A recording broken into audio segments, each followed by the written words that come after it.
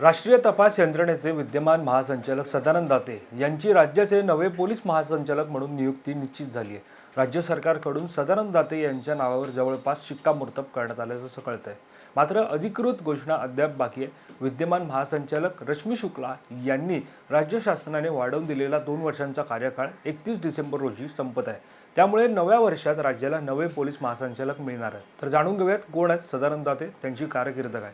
नमस्कार, मी वैभव पाटील, तुम्ही पाहतात माय महानगर लाईव्ह। महाराष्ट्राच्या विद्यमान पोलीस महासंचालक रश्मी शुक्ला येत्या 31 डिसेंबर रोजी निवृत्त होत आहेत। त्यामुळे राज्याच्या गृह विभागानं 7 वरिष्ठ IPS अधिकाऱ्यांची नावं केंद्रीय लोकसेवा आयोगाकडे निवडीसाठी पाठवली होती।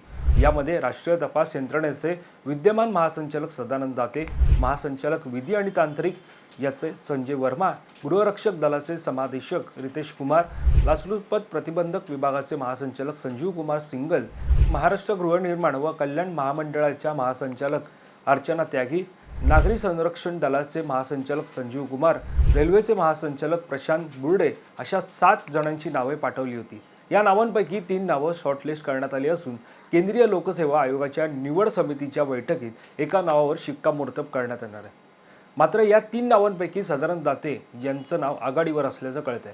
त्यातच राज्य सरकारने सदानंद दाते यांना राष्ट्रीय तपास यंत्रणेच्या महासंचालक पदावरून मुक्त करण्यात यावं अशी विनंती केंद्राकडे केल्याचं कळतंय। यावरून महाराष्ट्राचे नवे पोलीस महासंचालक DGP म्हणून 1990च्या बॅचचे वरिष्ठ IPS अधिकारी आणि सध्याचे NIAचे महासंचालक सदानंद दाते यांच्या नावावर राज्य सरकारने जवळपास शिक्कामोर्तब केलाय। सदानंद दातेंचा कार्यकाळ हा डिसेंबर 2026 पर्यंत असेल। आता जाणून घेऊयात कोण आहेत सदानंद दाते। सदानंद दाते यांचा जन्म 14 डिसेंबर 1966 रोजीचा।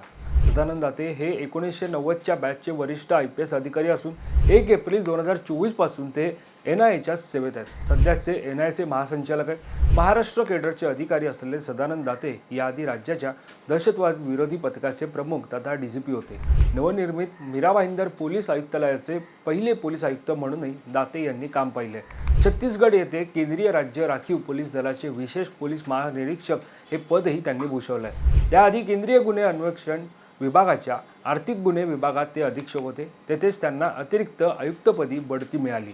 त्यानंतर त्यांची नियुक्ती मुंबईत मध्य प्रादेशिक विभागाचे अतिरिक्त आयुक्त म्हणून झाली।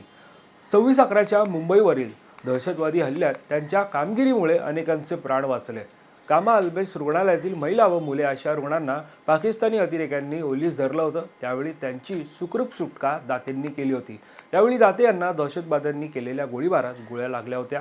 मात्र त्यांनी काही पोलिसांसह दहशतवाद्यांचा सामना केला। त्याबद्दल त्यांना राष्ट्रपती शौर्य पदकानं गौरविण्यात आलं होतं।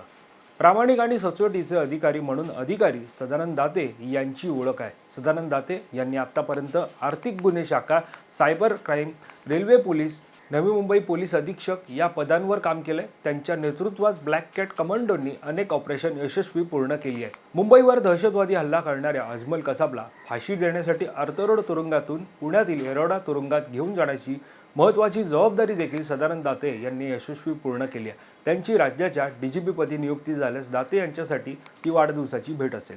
दरम्यान तुम्हाला या संदर्भात काय वाटतं हे आम्हाला कमेंट करून नक्की कळवा आणि या संदर्भातली अधिकची माहिती जाणून घेण्यासाठी तुम्ही माय महानगर लाईव्हला सबस्क्राईब करायला विसरू नका। धन्यवाद।